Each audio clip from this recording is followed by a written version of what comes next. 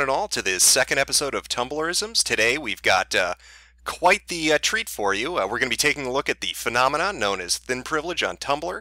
Now, you may have heard other terms used in relation to this, maybe even interchangeably. Things like body positivity or fat acceptance. The thing to keep in mind, though, is we're specifically going to be looking at thin privilege. Now, there are vague definitions that separate all of these, and I wouldn't expect anybody to really know it. But what exactly are we looking at? What is thin privilege? Luckily for us, there's a very well-known Tumblr that deals with this. That's one of the main reasons why we're sticking to thin privilege. Chances are, if you've been on 4chan or Reddit or a host of other forums, you've seen different postings or screen caps or quotes from this specific Tumblr. It is the mecca when it comes to fat and crazy on Tumblr. Well, hell, it is the mecca when it comes to obese insanity on the internet, period.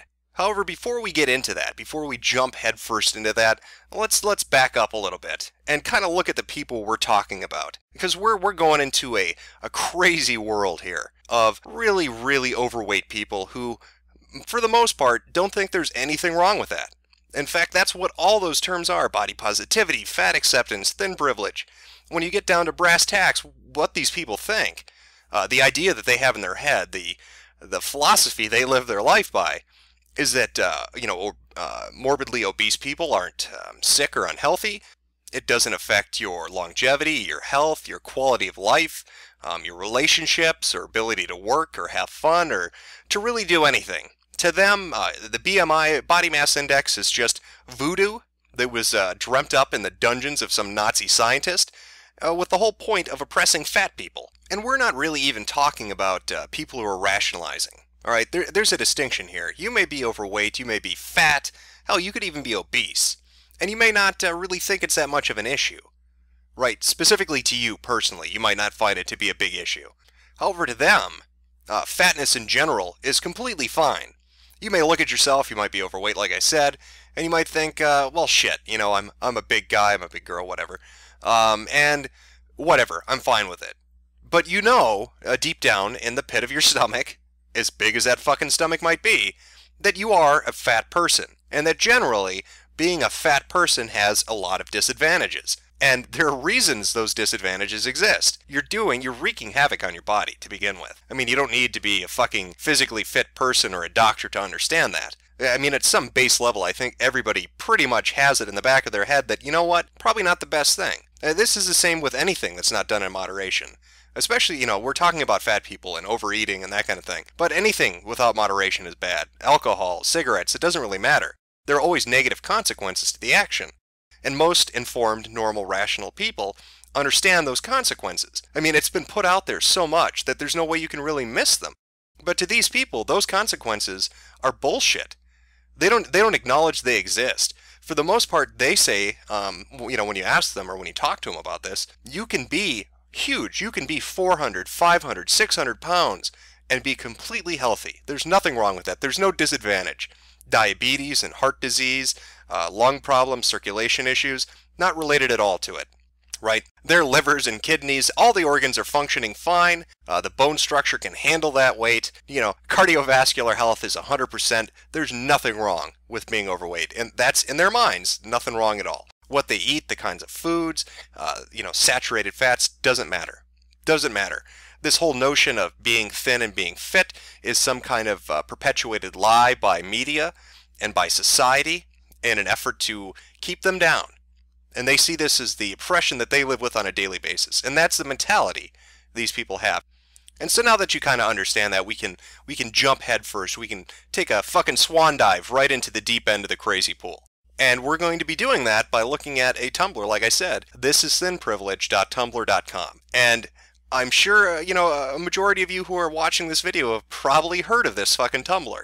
It's pretty infamous. Now, you could look at something like this and say, holy shit, this has to be somebody trolling. This cannot fucking be real. And you could be right. At some level, this might be the most elaborate troll, that's ever been put out there. But the thing to keep in mind as we move forward, even if this specific Tumblr were completely fictitious, even if the people running it were just trolling out of their ass, there are a lot of people that believe it. That's the scary fucking thing. I mean, that's the scary fucking thing about Tumblr in general. And you'll see that as this series goes on. That there are going to be a couple future episodes where we're going to look specifically at Tumblrs that created bullshit issues that were made by trolls just fucking around. And they actually were taken seriously and it became something. That's how fucking nuts Tumblr is. So without further ado, right, now that we've got a basic idea of what we're getting into, let's take a look at thisisthinprivilege.tumblr.com. Well, we are off to a good start. This is Thin Privilege has an FAQ section. As you know, I don't like to be uninformed, and an FAQ section is great. It helps me check that privilege to make sure I don't hurt any special snowflakes and make them melt. So let's pop in here and see what we have. Number 2 seems interesting. What is thin privilege? Now, this has a little errata. It's got a little warning up top. If you don't know what the social justice concept of privilege means more generally, then please read this first. Now, this links to a PDF document. It's a few pages long and generally explains what privilege is, at least how Tumblr uses it. The interesting thing is, I'm not familiar with this website, feminist.com. I'm curious what that could be about. Maybe it's a site about Legos, dedicated to building. I have no idea. I've never been there. Let's go take a look. Now, this has nothing to do with Legos. It looks more like it's feminism. I never saw that coming. I didn't foresee that. Not in a million years. I mean, why would this be related to feminism? I mean, you might say it's because the majority of the site authors, all of them perhaps, are female, obese females. But not me. I didn't know that. So this is a shock to me. Anyway, back to what is thin privilege. Thin privilege systematically reduces each of us to our dress size, hip measurement, and waist size, then grants favors, opportunities, or simple lack of punishment when the numbers are low enough. Thin privilege exists no matter how it's won, no matter whether the thin person wants privilege or not, no matter how much a fat person wishes they had access to those privileges as a result of their own good behavior, character, or health. So to sum up, if you're thin, you have privilege. There's nothing you can do to get rid of it. You can never absolve yourself of it. You're born into it. It's sort of like the left's idea of original sin. Any form of privilege really falls into that definition. You'll never shake yourself free of it. And that's exactly how it's used on this Tumblr. Let's see if there's more information. Maybe I'm reading too much into this.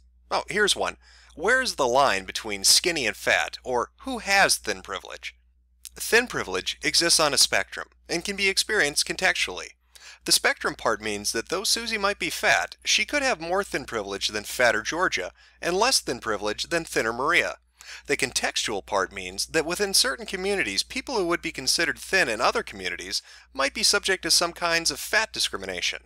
The way to think of it is that if you have access to something now that a fatter you wouldn't have access to, or if you're not subject to a form of discrimination a fatter you would be subject to, you probably have thin privilege. It's strange, but I'm left with a question. Now, based on how most social justice warriors and Tumblrettes use the idea of privilege, it's this innate thing that you're born with, you can't shake it loose. A straight man can't just become gay, and a white man can't just become black and get rid of that privilege they have.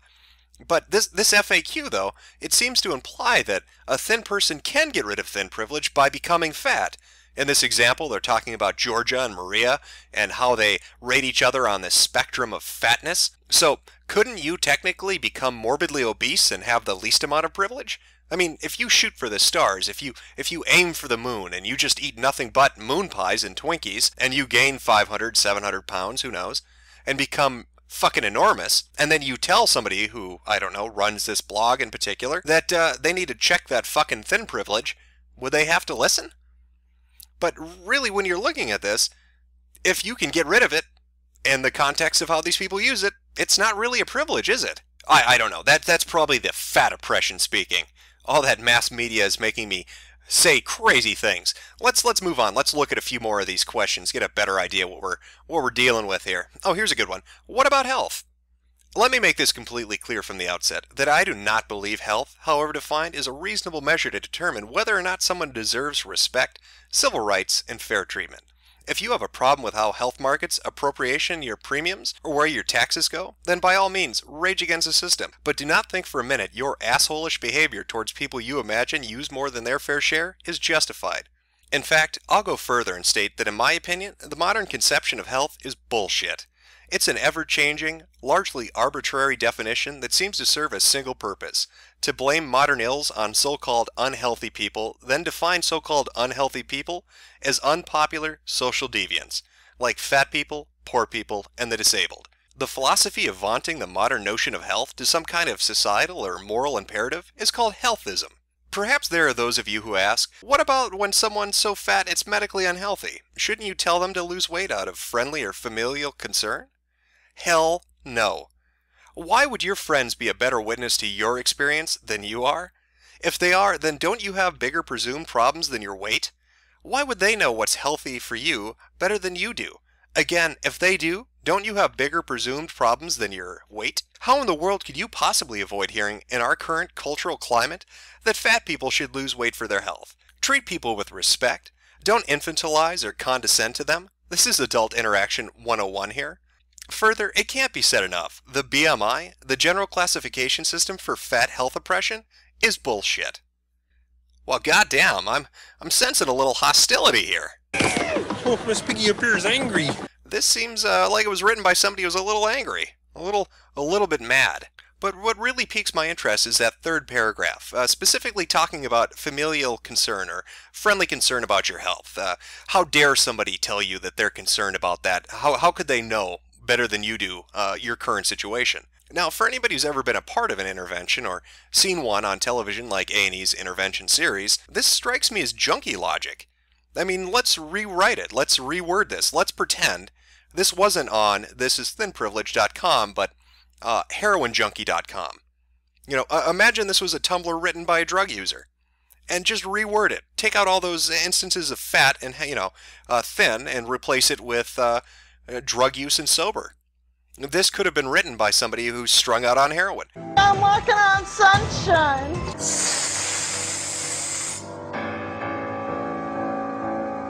I wish I had a father. Yeah, pretty much like that. Yeah, that to a T, actually. This seems insane, really, to be honest. This is something I would expect a junkie to say. I mean, it's that fucking stupid. I don't know, maybe that's just me. Again, that's probably that fat oppressor deep down inside of me screaming about fat people, because I'm just naturally programmed to hate everything. I'm a white male and I like women. So, God, I'm responsible for slavery and the Holocaust and think of anything, really. It's probably my fault. Let's move on a little bit more. Let's look at a little bit more of this wonderful Tumblr. Oh, here's one. Speaking of attraction, but what if I'm not attracted to fat people? Why should I feel guilty about that? How is that thin privilege? Thin privilege exists on a societal level.